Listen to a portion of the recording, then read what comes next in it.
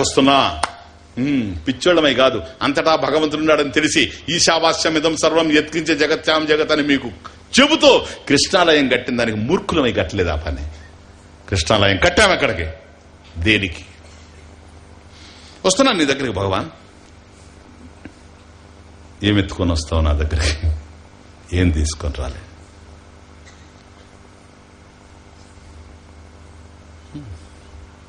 నా దగ్గర ఏముంది తీసుకొని రావడం? ఒట్టి చేతులతో ఉండేవాణ్ణి, నీ దయతో బ్రతుకుతున్నవాణ్ణి. ఏం తెచ్చి నీకు ఇవ్వగలను భగవాన్? ఏది నా దగ్గర ఉన్నా నువ్వు ఇచ్చిందే కదా. ఏం తీసుకొని రాగలను? 2 పండ్లు ఎత్తుకొని వస్తాననుకో నీ దగ్గరికి సీనవ్. ఇక్కడి నుంచి భక్తి భావన. 2 పండ్లు ఎత్తుకొని వచ్చాననుకోండి, ఆ పండు కూడా నీ చెట్టులోయే కదా భగవాన్. నాకెక్కడి? నీ సృష్టిలోయే కదా. పోనీ ఎత్తుకొని వచ్చాననుకో, నీ దగ్గరకు వస్తే నువ్వు అనంత బాహో. ఉదయం లేస్తే ఈ స్తోత్రాలన్నీ నేనే కదా చేసేది. సహస్రాక్ష సహస్రపాత్ అంటున్నాను కదా. సర్వతశ్రుతి మల్లోకే సర్వమావృత్య తిష్టతి. ఇవన్నీ నాకు తెలుసు కదా. నువ్వు అనంత బాహువులు కలిగిన వాడివి. ఒకవేళ నేను నీ దగ్గరకు వచ్చాననుకో, 2 పండ్లు ఎత్తుకొని, నువ్వు 1000 చేతులు చాచావనుకో, ఈయన అని సిగ్గుపడిపోతాను భగవాన్. నాకుండే 2 చేతులు భగవాన్. నీ 1000 చేతులకు అందించే శక్తి నాకు లేదు భగవాన్. నీకేమిస్తాను నేను? పోనీ నాయనా, నా దగ్గర ఏమన్నా తీసుకుని పోవాలని వచ్చావా? ఎందుకని? నాకు ఏది అవసరమో అడగకుండానే ఇచ్చావు కదా భగవాన్. మళ్ళీ ఏం అడిగేది నేను చెప్పు. నాకు తెలుసా ఆక్సిజన్ కావాలని. అదే ఆక్సిజన్ అందకపోతే అప్పుడు తెలిసి వస్తూ ఉంది భగవాన్ నీ యొక్క కృప ఏంటో. హాస్పిటల్లో ఉన్నప్పుడు, ఇంటెన్సివ్ కేర్ యూనిట్ లో ఉన్నప్పుడు ఆక్సిజన్ పెట్టాలంటే సిలిండర్లు తెచ్చి పెడతా ఉంటే, ప్రతిసారి ఒక సిలిండర్ వస్తా ఉంటే ఒక్కొక్క బిల్లు మా చేతికి ఇచ్చినప్పుడు హాస్పిటల్లో, అప్పుడు అనిపించింది భగవాన్ కళ్ళలో నీళ్లు వస్తున్నాయి. 70 సంవత్సరాలు నేను బ్రతికితే ఎంత ఆక్సిజన్ ఇచ్చావు నువ్వు. ఒక్క 5 నిమిషాలు నాకు ఆక్సిజన్ అందకపోతే నాకు బిల్లు కట్టమంటున్నారు. హాస్పిటల్ వాళ్ళేమో బిల్లు కట్టమంటున్నారు. నాకున్న 2 బిడ్డల్లో ఒకడు ముఖం ఒకడు చూస్తా ఉన్నాడు, ఎవరు కట్టాలా?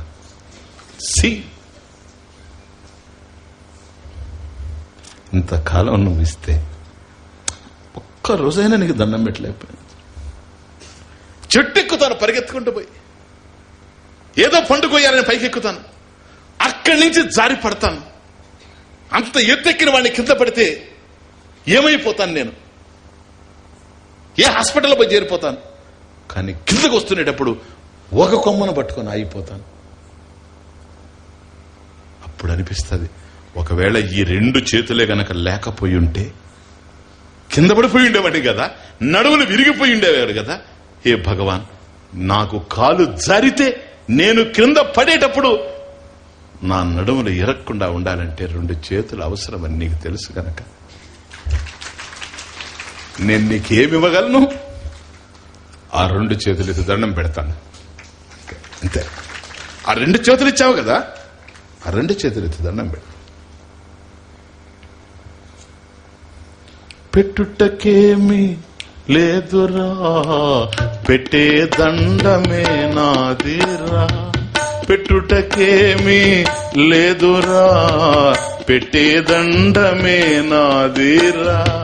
పెట్టుటకేమి లేదురా, పెట్టే దండమే నాదిరా. రారే పల్లె బాలుడా, రారే పల్లె బాలుడా, వచ్చి పోకురా గోపాలుడా. వచ్చి ఇక్కడ ఉండిపో, అంతేగాని మళ్ళీ వెళ్ళకు. ఎందుకని? నువ్వు చేతులు ఇచ్చావు, ఉపయోగించుకుంటున్నావు దండం పెట్టని. చాలా మందికి చేతులున్నా నీకు దండం పెట్టే సంస్కారం లేకుండా ఉండాలి. నువ్వు ఇచ్చావని తెలియదు. ఓకే, కాబట్టి నేను వచ్చి నిన్ను అడగడానికి అడగకుండా నన్ను ఇచ్చావు కదా. నాకు కళ్ళు కావాలని నీకు తెలుసు. చాలా మంది గుడ్డి వాళ్ళు ఉన్నారు ఈ ప్రపంచంలో, నాకు కళ్ళు ఇచ్చావు. చాలా మంది కుంటి వాళ్ళు ఉన్నారు ఈ ప్రపంచంలో, నాకు కాళ్ళు ఇచ్చావు. అజీర్ణంతో చాలా మంది బాధపడుతున్నారు, నేనేమో హాయిగా భోంచేసి పడుకుంటున్నాను. భగవాన్, క్యాన్సర్తో ఉండేవాళ్ళు చాలా మంది ఉన్నారు, రకరకాలైన బాధలతో బాధపడే వాళ్ళు ఉన్నారు, భర్తలను పోగొట్టుకున్న వాళ్ళు ఉన్నారు, భార్యలను పోగొట్టుకున్న వాళ్ళు ఉన్నారు.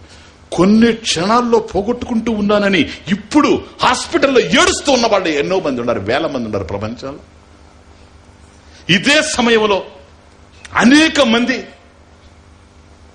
వెహికల్స్ కింద పడి యాక్సిడెంట్ లో ముక్కలై రక్తం కారుతూ ఉండేవాళ్ళు ప్రపంచంలో ఎంతో మంది ఉన్నారు. ఈ క్షణంలో ఇప్పుడు డేటా తీస్తే, కానీ ఆరోగ్యంగా కూర్చొని శృతి మందిరంలో హాయిగా నిన్ను గురించి వింటూ ఉన్నాను భగవాన్, నిన్ను గురించి చెబుతూ ఉన్నాను భగవాన్. నీ రుణం నేను తీర్చుకోలేను. ఇంకా పిచ్చోడిని ఏమొచ్చి నిన్ను అడగను భగవాన్. కాబట్టి నాకు నువ్వు ఏమీ ఇవ్వాల్సిన అవసరం లేదు. ఎందుకని?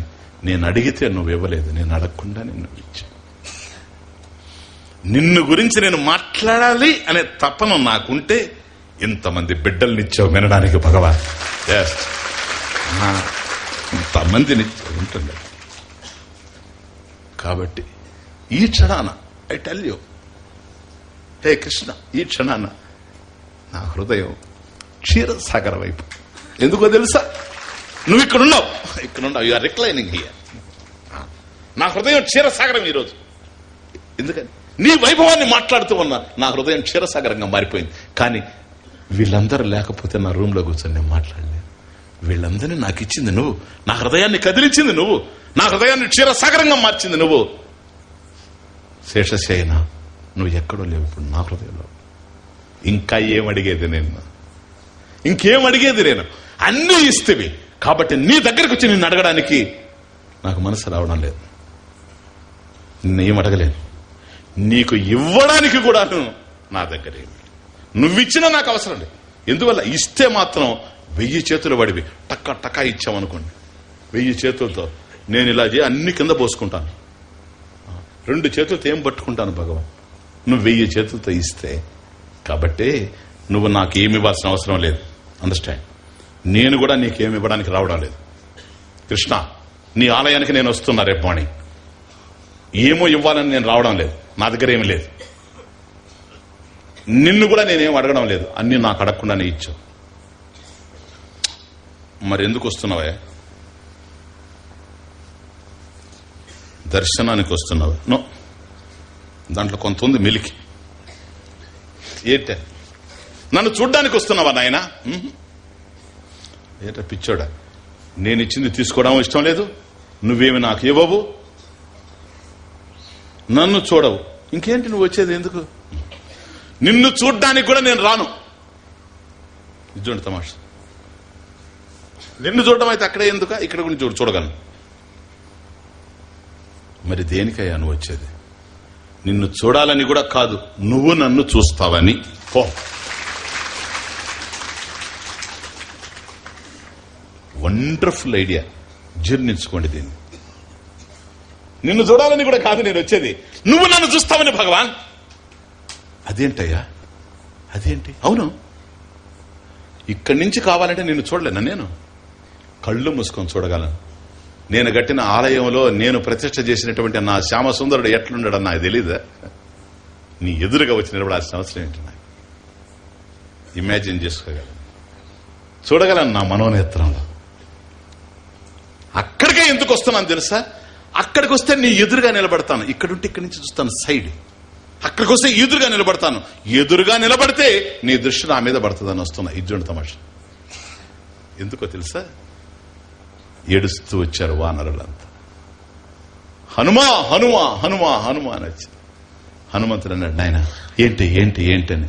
చూడు రాక్షసుడు ఎట్లా కొట్టారు, మా శరీరాలు ఎట్లా బద్దలైపోయినాయి, చూడు చూడు ఎట్లా రక్తం కారుతా ఉందో, నాకు ఎముకలు ఇరిగిపోయినాయి, నాకు నడుము ఇరిగిపోయింది అని ఆ వానర వీరులంతా పాపం ఏడుస్తూ హనుమంతుడి దగ్గరకు వస్తే, ఏది లంకలో రామరావణ సంగ్రామం జరుగుతూ ఉంది, నడుములు విరిగిపోయి కాళ్ళు విరిగిపోయి రక్తం కారుతూ ఆ వానరులంతా వస్తే హనుమంతుడు కరిగిపోయాడు, ప్రేమమయుడు.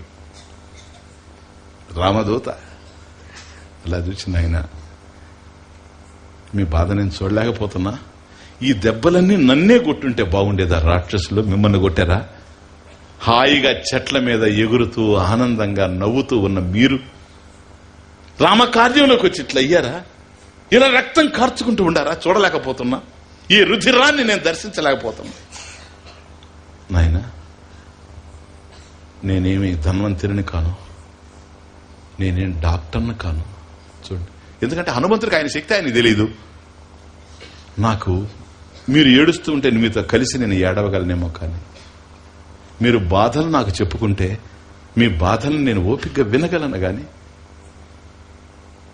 నివృత్తి చేసే శక్తి నాకు లేదు. ఒక్క మాట చెప్తా, ఇలా రండి, అడుగో. అక్కడికి పోతా. ఎవరు కనపడుతుండాలి మీకు అక్కడ పైన? అవును, ఎవరు? రామచంద్రుడు. పోండి పోండి పోండి అక్కడికి. ఏం చేయమంటావు హనుమ? ఎదురుగా పోయి నిలబడండి నాయన. See the point. ఎదురుగా పోయి నిలబడండి. పాప హనుమంతుడు చెప్పాడు గనక హనుమంతుడి మీద ఉండేటువంటి ప్రేమతో వీళ్ళందరూ బయలుదేరి వెళ్ళి ఆ రాముడికి ఎదురుగుండా అలా నిలబడ్డాడు. రాముడు చూచాడు ఎవరిని? ఈ వానర వీరుల్ని. వాళ్ళ దేహాలంతా బద్దలైపోయింది, రక్తం కారుతూ ఉంది, ఏడుస్తూ ఉండారు, వాళ్ళ కళ్ళలు నీళ్లు కారుతున్నాయి. ప్రేమమయుడు జటాయువు చచ్చిపోతేనే నామాని పట్టుకుని ఏడ్చి రాముడు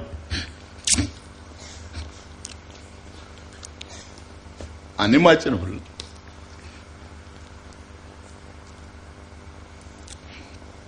పక్షి చచ్చిపోతే హతో ద్విజ రాజ్యాద్ భ్రంశ వనే వాస సీతా నష్ట హతో ద్విజ. రాజ్యం పోయింది, అరణ్యవాసానికి వచ్చాను, నా భార్య సీతను పోగొట్టుకున్నాను, ఈరోజు ఈ పక్షిని కూడా పోగొట్టుకున్నానని ఏడ్చాడు. అంటే అయోధ్య పోతే ఎంతో, సీతమ్మ పోతే ఎంతో, పక్షి పోతే కూడా రాముడికి అంతే. హతో ద్విజ అని జటాయువుని ఒళ్ళో పెట్టుకొని, ఆల్రెడీ నేను తండ్రిని పోగొట్టుకున్నా, తండ్రి లేని బిడ్డను నేను, తండ్రి నువ్వు కూడా వెళ్ళావా అని ఏడ్చిన రాముడు ఆ వానర వీరులు అలా చూచినప్పుడు అనిపిస్తూ ఉంది, చూడు పాపం హాయిగా చెట్ల మీద ఎగురుతూ కాయలు తింటూ పండ్లు తింటూ ఒకరిని ఒకరు తమాషాగా ఊగిస్తూ హాయిగా ఉండేటువంటి ఈ వానర వీరులు నా కోసం, నా భార్యని మళ్ళీ నాకు ఇప్పించాలని, రావణాసురుడిని సంహరించడానికి నాకు సహకరించాలని వచ్చి వీళ్ళ దేహాలు ఎట్లా బద్దలయ్యే చూడు, నా కోసం నా కోసం అని రాముడు కళ్ళల్లో నీళ్లు గారుతూ ప్రేమగా వాళ్ళని చూచాడట. నాయన ఏ జన్మ సంబంధం మీకు నాకు? ఈనాటిది ప్రేమ, ఎక్కడిది సంబంధం?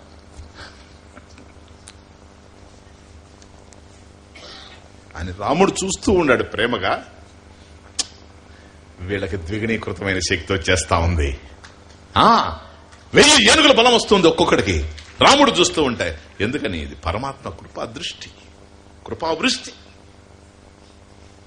వెంటనే అక్కడి నుంచి పరిగెత్తుకుంటూ హనుమంతుడి దగ్గరకు వచ్చి, హనుమా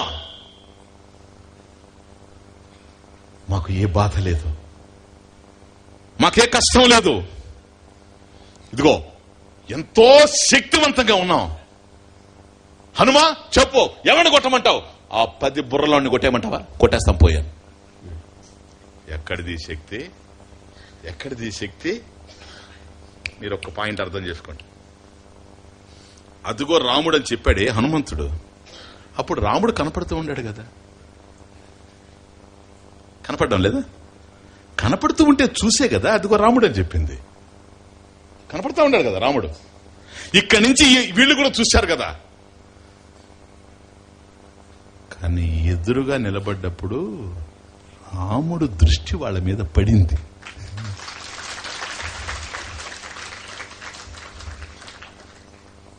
ఇక్కడ నుంచి చూస్తే మన దృష్టి రాముడి మీద పడుతుంది, ఆయన దృష్టి మన మీద పడాలి.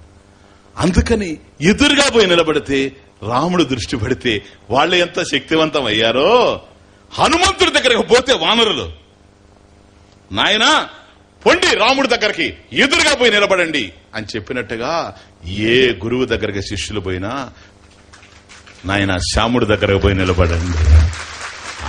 అందుకు గట్టాను నాయన ఆలయం, ఏం పిచ్చి కాదు, పోండి, గో గో. మన భక్తికి ప్రతిరూపం అది, మన సాధనకు ప్రతిరూపం.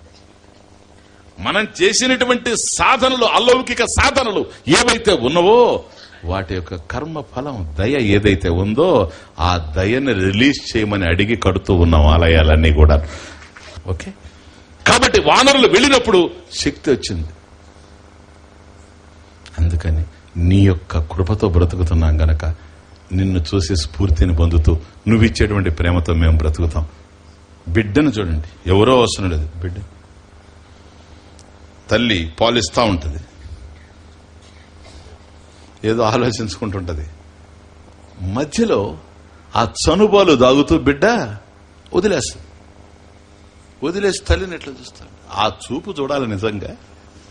తల్లులు చూడరు, వాళ్ళకెంతసేపు చీరలో గీరలో వాళ్ళ కర్మ వాళ్ళది. తల్లులు చూడరు, ఆ బిడ్డను వదిలేస్తే అలా జారిపోయి బిడ్డ ఇట్లా చూస్తా ఉంటా. అప్పుడు తల్లి ఇట్లా చూస్తా, అరే రే జారిపోయిందే అని అందించబోతూ ఆ బిడ్డ కళ్ళల్లో కళ్ళు కలుపుతుంది, చూపులో చూపు కలుపుతుంది. ఆ బిడ్డ ఎందుకు చూస్తా ఉందో తెలుసా? తీయటి చనుబాల్ని పానం చేస్తూ ఆ ఇచ్చిన తల్లిని చూడాలనే ఆనందం.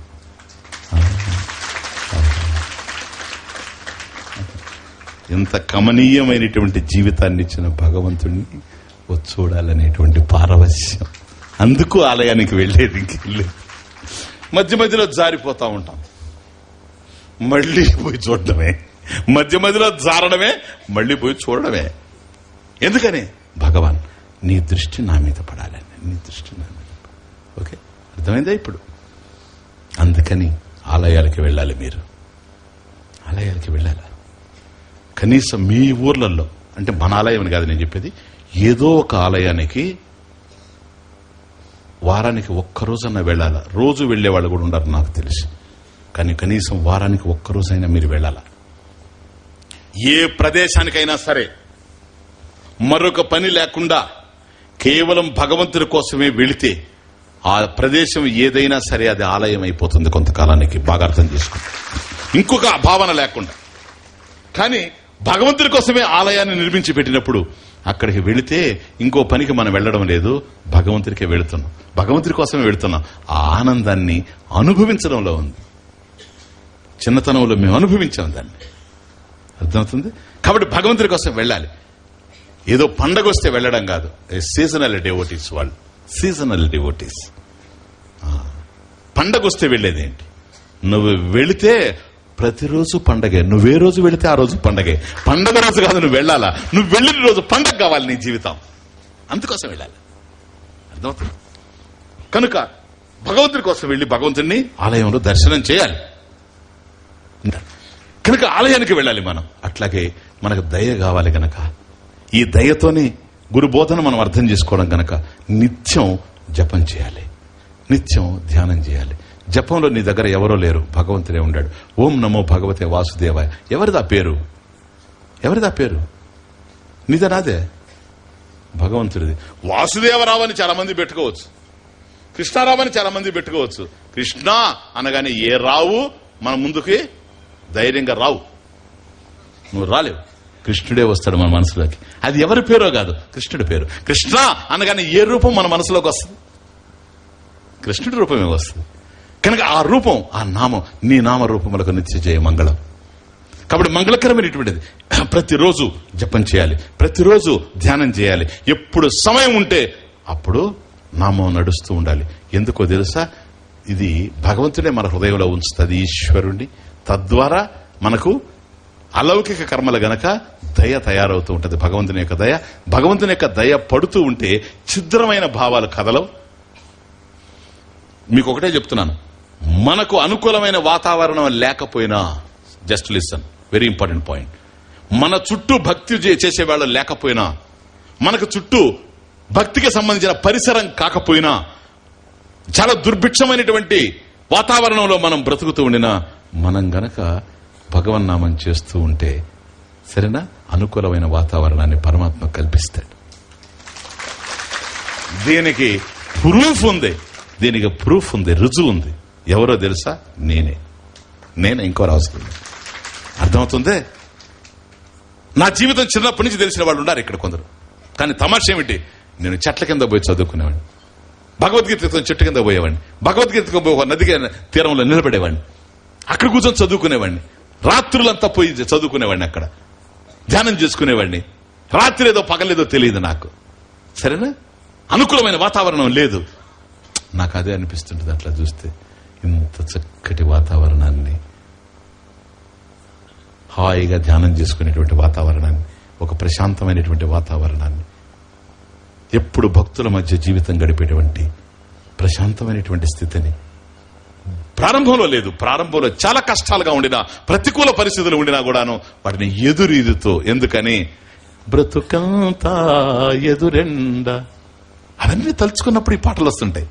బ్రతుకంతా ఎదురెండ నీవే నిండాలి ఎద నిండా, బ్రతుకంతా ఎదురెండ నీవే నిండాలి ఎద నిండా, బ్రతుకంతా ఎదురెండ.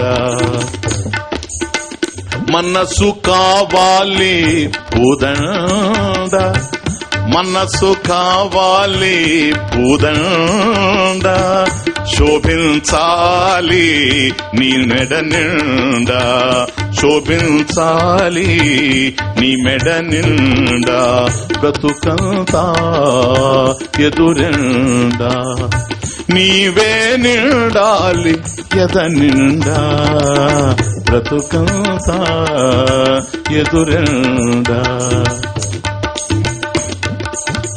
ప్రేమే నా మనసు నిండా, ప్రేమే నా మనసు నిండా, అదే లే నీకు వెన్నకుండా. చూసారా, జుర్రాలి కడుపు నిండా, జుర్రాలి కడుపు నిండా, నా ప్రేమ జుర్రాలి నీవు నీ కడుపు నిండా, ఎన్నటికీ త్రేపకుండా. అది మళ్ళీ జుర్రేసి మళ్ళీ తేపేసామనుకో, నేను బయటపడిపోతాను. బ్రతుకంతా ఎదురెండా నీవే నిండాలి ఎద నిండా, బ్రతుకంతా ఎదురెండా. మనసు కావాలి పూదండ, శోభించాలి నీ మెడ నిండా, బ్రతుకంతా ఎదురెండా. కేవలం భక్తి. ఇందుకోసం నువ్వు ధ్యానం చేయి, జపం చేయి, ఏదన్నా చేయి. అలౌకికమైనటువంటి కర్మలు, పరమాత్మ యొక్క దయ లభ్యమవుతూ ఉంటది. ఏమీ లేదు, భగవాన్ 2 చేతులున్నాయి, దండం పెట్టాను. చేతులు లేనివాడిని అయ్యానప్పుడు మనసునే చేతులుగా చేసుకుని దండం పెడతాను. భగవాన్ నీకు దండం పెట్టకుండా ఉండలేదు, చిత్తాన్నే చేతులుగా మలుచుకుంటాను అంతే. ఎందుకో తెలుసా? భావగ్రాహి జనార్దన, దాట్స్ ద పాయింట్. భావగ్రాహి జనార్దన, మన భావాన్ని గ్రహించేటువంటి వాడు జనార్దనుడు. మన భాష ఎదుటివాడికి అర్థం కావచ్చు, మన భావాన్ని గ్రహించేవాడు జనార్దనుడు, భావగ్రాహి. కాబట్టి నీ మనసులో ఏమి నడుస్తూ ఉందో పరమాత్మకి తెలుసు. కనుక ఇది భక్తి. జస్ట్ సీనో కర్మయుగంలో మొట్టమొదట నా హెల్ప్లెస్నెస్, నేను నిస్సహాయ స్థితిలో ఉన్నాను. నంబర్ 2, నాకు ఏదైతే అందాలో ధర్మబద్ధంగా అందుతూ ఉంది. ఈ అందేది గుణం పరమాత్మ నుంచి అందుతూ ఉంది గనక ప్రసాదం తీసుకునేటప్పుడు ప్రశాంతత, ప్రసన్నత. కాబట్టి కర్మఫలాల మధ్య నేను చెదరాల్సిన అవసరం లేదు. కాబట్టి రాగద్వేషాలు సమరసమవుతూ ఉన్నాయి. ఇక నెక్స్ట్ నేను చేసే కర్మలు ఏదన్నా ఉంటే కేవలం అలౌకికమైనటువంటి భగవత్ సంబంధమైనటువంటి కర్మలు. వాటి యొక్క ఫలితం దయ, అది నాకు గురువుని తెచ్చిపెడుతుంది, జ్ఞానాన్ని ఇస్తుంది. ఓకే, ఈ దయ ఎంతవరకు పోతుంది ఈ ప్రవర్తన అంటే ఇక్కడి నుంచి ఎక్స్టెండ్ అయ్యి నిత్య జీవితంలోకి వచ్చేస్తుంది. ఎందుకంటే పూజ ఎప్పుడూ చేయలేవు, ధ్యానం ఎప్పుడూ చేయలేవు, సంకీర్తన ఎప్పుడూ చేయలేవు. నువ్వు ఆఫీస్కి వెళ్ళాలి. కమాన్, నువ్వు ఆఫీస్కి వెళ్ళాలా లేదా? నేను సుందర చేతన అందా ఇప్పుడు ఆశ్రమంలో కూర్చోడానికి అందరు సందాలిస్తుంటే తిని. నో, నువ్వు పోయి కష్టపడాలి. ఆశ్రమం వాళ్ళైతే అందరు సందాలిస్తారు, కూర్చొని భోంచేసి హాయిగా. కానీ నువ్వు పోయి కష్టపడాలి. నువ్వు ఆఫీస్కి వెళ్ళాలి, నువ్వు వ్యాపారం చేయాలి, రిక్షా లాగాలి, ఇంకోటి చేయాలి. కానీ నాయన స్వామీజీ నాకు టైమే దొరకడం లేదు స్వామీజీ భగవంతుని ధ్యానం. అది రా, భగవద్ ధ్యానం, భగవత్ పూజనం అంటే ఏమని నీ ఉద్దేశం, భావం. స్వామి యొక్క ఆలయంలో వెళ్లి ఎదురుగా నిలబడ్డాను అనుకోండి, అది విగ్రహమా? విగ్రహం అయితే పోవడం ఎందుకు? భావన ఉందా లేదా నా దగ్గర? భావాన్ని గ్రహిస్తూ ఉండాడు కదా, భావగ్రాహి జనార్దన. ఓకే, కాబట్టి నా ధ్యానం కోసం రూపమే గాని నా ధ్యానం లేనప్పుడు రూపానికి అర్థం లేదు. నా ధ్యానం ఉండేటప్పుడు ఏ రూపాన్నైనా నా ధ్యానం కొనసాగించగలదు. ఇది తమాషా. కాబట్టి ఇక్కడి నుంచి నేను వెళితే యతః ప్రవృత్తి భూతానాం ఏన సర్వమిదం తతం స్వకర్మణ తం అభ్యర్చ్య సిద్ధిం విందతి మానవ. ఇది టాప్ కర్మయుగంలో చివరికి వచ్చేటప్పటికి. కానీ ఇది కర్మయుగంలో శ్లోకం కాదు, 18వ అధ్యాయం భగవద్గీతను. అందువల్ల ఒక అధ్యాయానికి విభజించి అర్థం చేసుకోలేం. టోటల్ 18వ అధ్యాయం ఏమిటో తెలుసా? యతః ప్రవృత్తి భూతానాం ఏన సర్వమిదం తతం. ఎవరి నుంచి అయితే సమస్తమైనటువంటి భూతజాలం ఆవిర్భవించిందో, ఎవరి వల్ల అయితే మనం అంతా జీవిస్తూ ఉన్నామో, తం అటువంటి ఆ పరమాత్మని స్వకర్మణ, నువ్వు చేసేటువంటి కర్మ, నువ్వు క్లర్క్వే, డ్రైవర్వే, క్లీనర్వే, మరొకడవే, ప్లంబర్వే, స్కావెంజర్వే, కలెక్టర్వే, నో, నువ్వు స్వకర్మణ, నువ్వు ఏ కర్మ అయితే చేస్తూ ఉన్నావో తద్వారా అర్చించి సిద్ధిం విందతి మానవ, సిద్ధిని పొందొచ్చు. నన్ను జాగ్రత్త, కంక్లూడ్ చేస్తాను. చాలా కాంట్రవర్సీ ఉంది ఇక్కడ. స్వామీజీ నేను చేసే కర్మలు లౌకికం కదా, మళ్ళీ అర్ధకామాల కోసం చేసేటే కదా, కర్మ పరిమితం కదా, సిద్ధి ఎట్లా వస్తుంది? స్వకర్మణ తమభ్యర్చ సిద్ధిం విందతి మానవ. ఏ కర్మ అయితే నువ్వు చేస్తున్నావో పరమాత్మ ధర్మ రూపంలోనే ఉన్నాడు గనక, నువ్వు ధర్మబద్ధంగా గనక నీ కర్మని చేస్తే పరమాత్మను అర్చించిన వాడివే అయ్యావు. ఆలయంలో ఉండేటువంటి వాడికి అర్చిస్తే, ఆలయంలో ఉండేటువంటి ఆ అర్చకుడికి, అర్చన చేసేటువంటి భక్తుడికి ఏ ఫలితం అయితే వస్తూ ఉందో, నీవు ధర్మం చేత ఉన్నావు గనక కట్టుబడి ధర్మ రూపంలో పరమాత్మను అర్చిస్తూ ఉన్నావు కాదు, ఇది కూడా అంతే అలౌకికం అయిపోతుంది. రాగద్వేషాలు ఉండవు. అయితే సిద్ధి ఎట్లా వస్తుందని ఇక్కడ సహకారి అని అర్థం. సిద్ధి ఎట్లా వస్తుందంటే జ్ఞానం కలగదు దానివల్ల. స్వధర్మాన్ని ధర్మబద్ధంగా నువ్వు స్వకర్మలు చేసినంత మాత్రం జ్ఞానం కలగదు. కాకపోతే ఏం జరుగుతుందో తెలుసా? జ్ఞానాన్ని పొందడానికి నీకు ఎటువంటి అంతఃకరణ కావాలనో ఆ దానిని ఇది సప్లై చేస్తా ఉంది. ఇది వస్తే గాని గురువు ఇచ్చినా నిలవదు. కనుక ఈ విధంగా చూచినప్పుడు ఇది సిద్ధికి ఉపకరిస్తూ ఉంది. అది దాని యొక్క అర్థం. స్వకర్మణ తమభ్యర్చ సిద్ధిం విందతి మానవ. కాబట్టి పూజా గదిలో కూర్చొని చేస్తే ఆంతరంగిక పూజ. మనం చేసే పనుల్లో భగవంతుని అర్చిస్తూ పోతే బాహ్య పూజ.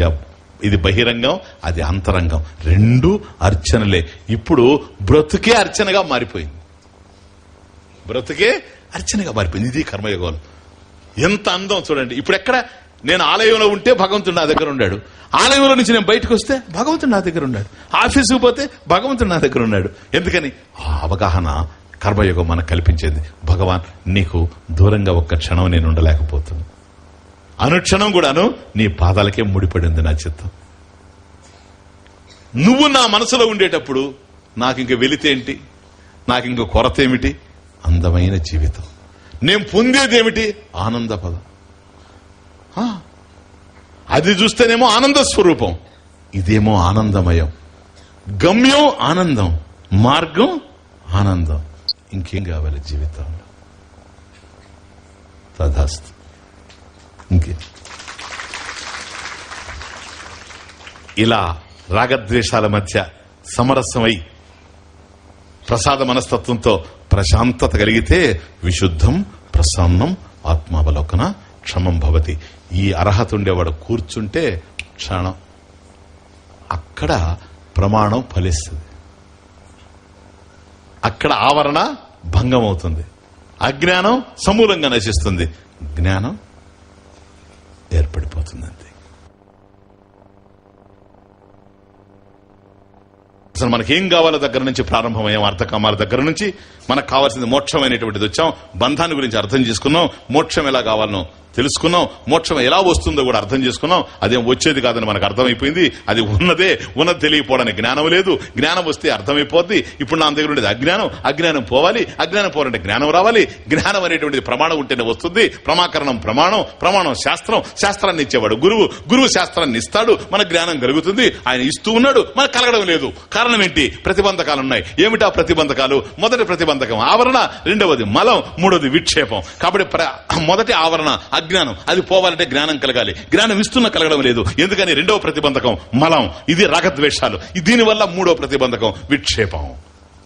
ధ్యానం కూడా చేయలేం. కాబట్టి ఈ రాగద్వేషాలను ఎట్లా సమరసం చేసుకోవాలి? కర్మయోగం.